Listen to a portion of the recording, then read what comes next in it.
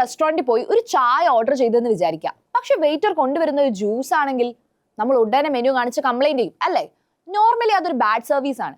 പക്ഷെ ടോക്കിയോയിലെ ഒരു റെസ്റ്റോറൻറ്റിൽ ആളുകൾ വരുന്നത് ഇത്തരം തെറ്റുകൾക്ക് വേണ്ടിയാണ്. ഇതാണ് റെസ്റ്റോറന്റ് ഓഫ് മിസ്റ്റേക്കൺ ഓർഡേഴ്സ്.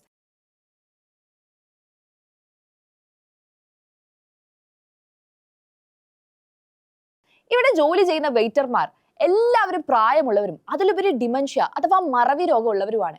ഇവിടെ നിങ്ങൾ ഫുഡ് ഓർഡർ ചെയ്താൽ ചിലപ്പോൾ വെയിറ്റർ നിങ്ങളുടെ ഓർഡർ തന്നെ മറന്ന് നിങ്ങളുടെ കൂടെ വന്നിരുന്ന് സംസാരിക്കും, അടുത്തിരുന്ന് ഭക്ഷണം കഴിക്കും. തമാശയല്ല, ജാപ്പനീസ് ടെലിവിഷൻ ഡയറക്ടറായ ഷിറോ ഒഗുനിയാണ് ഈ വ്യത്യസ്തമായ ആശയത്തിന് പിന്നിൽ.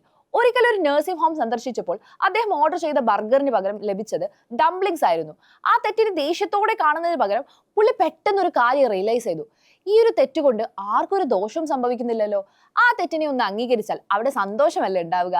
ആ ഒരു സ്പാർക്കിൽ നിന്നാണ് ഈ പ്രോജക്റ്റ് ജനിക്കുന്നത്. 2017 ആരംഭിച്ച ഈ പോപ്പപ്പ് റെസ്റ്റോറൻറ്റിൽ 37% ഓർഡറുകളും തെറ്റാറാണ് പതിവ്. എന്നാൽ ഇവിടെ എത്തുന്ന 99% ആളുകളും ഹാപ്പിയാണ്. അവർ അവിടെ വരുന്നത് പെർഫെക്റ്റ് ഫുഡിന് വേണ്ടിയൊന്നുമല്ല, മറിച്ച് ആ മനുഷ്യരോടുള്ള ഒരു കണക്ഷന് വേണ്ടിയാണ്. ഡിമെൻഷ്യ ഉള്ളവരെ നമ്മൾ പലപ്പോഴും ഐസൊലേറ്റ് ചെയ്യാറാണ് പതിവ്. എന്നാൽ ഈ റെസ്റ്റോറൻറ്റ് അവരെ വീണ്ടും സൊസൈറ്റിയുടെ ഭാഗമാക്കുകയാണ്. അവർ പ്രൊഡക്റ്റീവാണ്, അവർ സന്തോഷമുള്ളവരാണ് എന്ന് ലോകത്തിന് കാണിച്ചു കൊടുക്കുന്നു.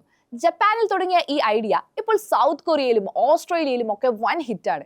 ശരിക്കും ഒന്ന് ആലോചിച്ചാൽ നമ്മുടെ ലൈഫ് ഇങ്ങനെ തന്നെയല്ലേ? എല്ലാവരും പെർഫെക്ഷൻ നോക്കി നടക്കുമ്പോൾ മറ്റുള്ളവരുടെ ചെറിയ തെറ്റുകളെ ഒന്ന് സ്നേഹത്തോടെ കാണാൻ കഴിഞ്ഞാൽ നമ്മുടെ ചുറ്റുമുള്ള ലോകം എത്ര മനോഹരമാകും അല്ലേ? അത് തന്നെയല്ലേ ജീവിതം.